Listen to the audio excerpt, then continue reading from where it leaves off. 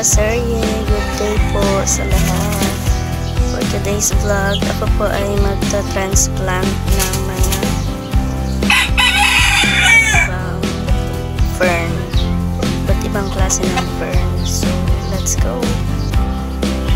So, nag-mix po muna ako ng rock salt,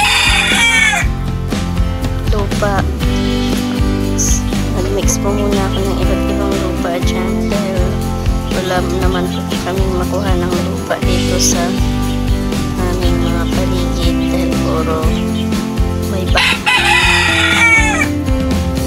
so ayan, halo-haloin lang po para ma-mix ng maayos ang ating lupa. Shout out pala sa mga maiingay na manok. Nag-voice over na nga para walang ingay pero meron pa rin nakahalong ingay. Ayan. For the mix muna tayo.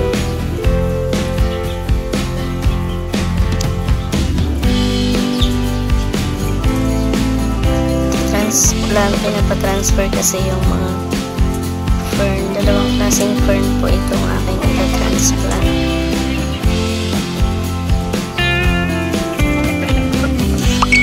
Siyang hangin. Kinuha ko na po yung puting paso. Plastic lang siya na paso.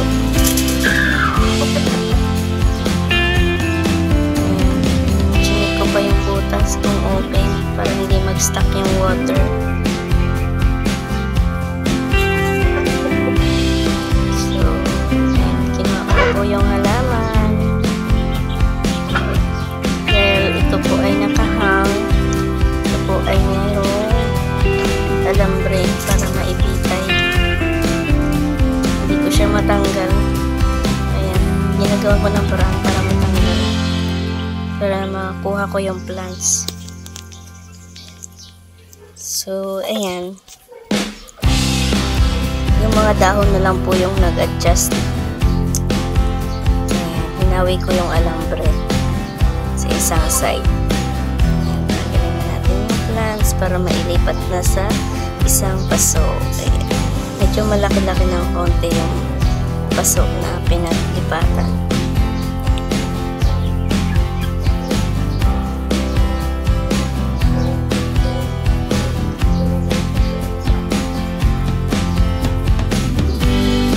Maingay din na aso doon sa aming kapitbahay. Sana hindi na marinig dito.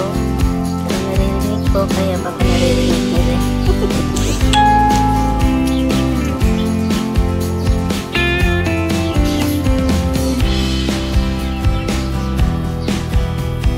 Kahit anong oras talaga nito ang aking pag-i-edit, pag-voice over ay wala talaga. Kaya minsan hindi na rin ako nag-i-edit kasi ganun din lang naman. Pag-voice over ka is same lang din naman sa ingay. Pero dito kasi ay nag-grinder si Habi kaya hindi pwedeng hindi ko tanggalin ang background. Super ingay. Ayan. Tumayo pala ako dyan dahil may dumating na parcel. Kaya balik naman ulit tayo sa aking ginagawa.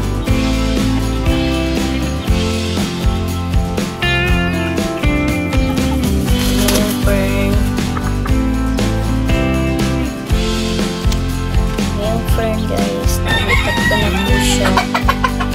Sige, mag-ingay pa kayo mga chicken.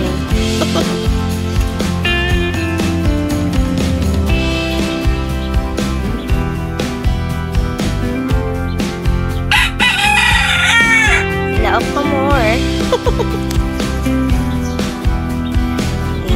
Tatabi ko lang muna yung pasong pinagtanggalan dahil lalagyan ko din po yan para hindi siya bakante.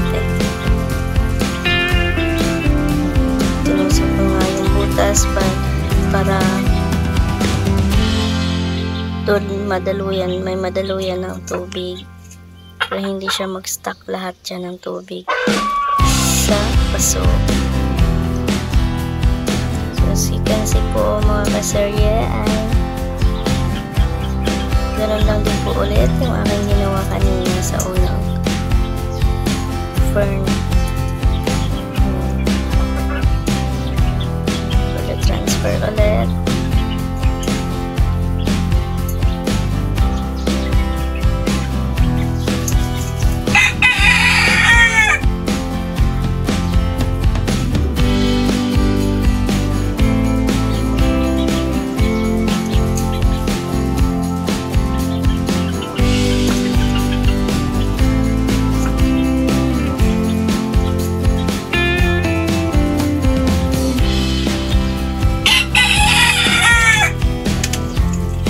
Sige lang, magtilaok lang po kayo mga chicken.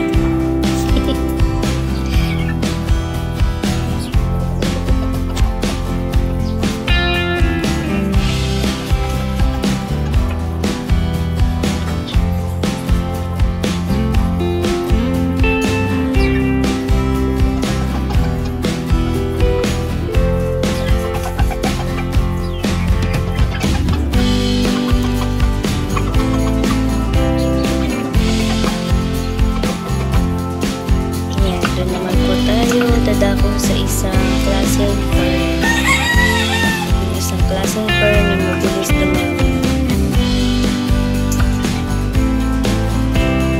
Pero sa probinsya nito, doon sa amin, ang dami dahil dito. Kaya napakarami po sa bukid. Ayan na po siya. Sinasabi kong fern na mabilis kumalat at dumami.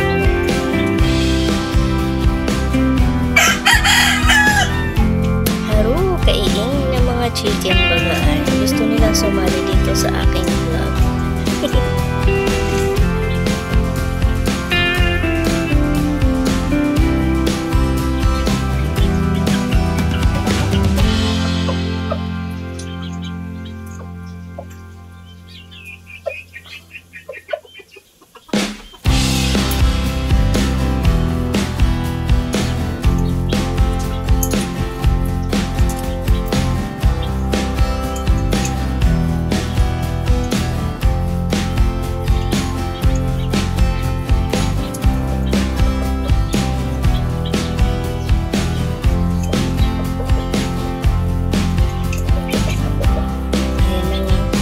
Nalagyan ko na siya ng lupa ang paligid.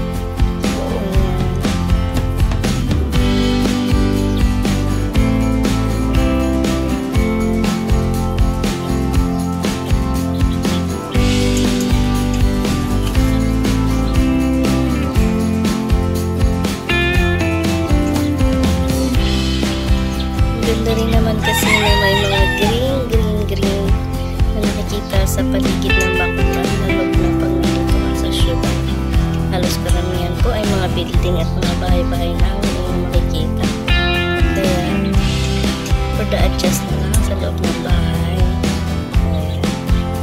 Magkanin na lang kahit na sa paso lang para kita mo pa rin na green pa rin ang paligid. Diba? Ikat ko lang po yung isang fern. Ito po yung pangalawa.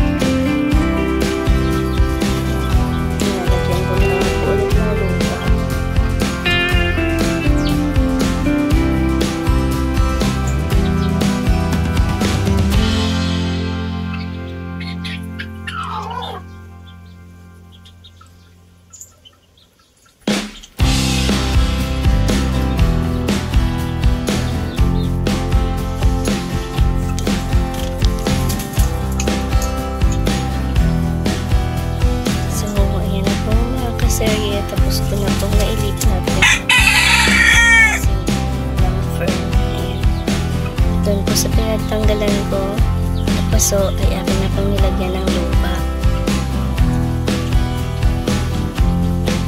Ayan. So, ayan po yung spider plant. Akin po yan, ililipat dyan. At hinati ko nga po yan. Hinati ko po siya dahil mabilis lang din po yan dumami at lumago para doon sa kadalawang pasong na bakante. So, ayan.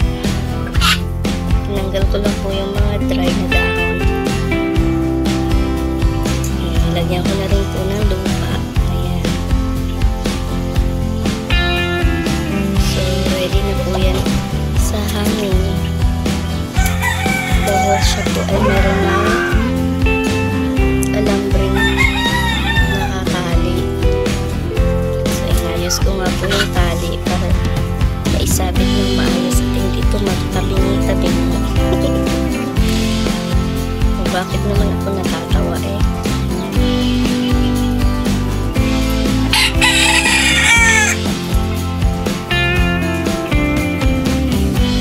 Sa kapitbahay.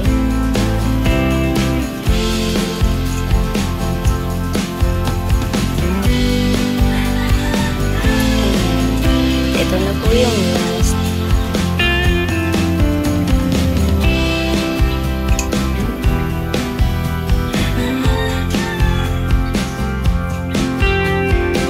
Alam niyo po na nag-transplant na rin ako ng aking mga pinatubong eggplant dyan.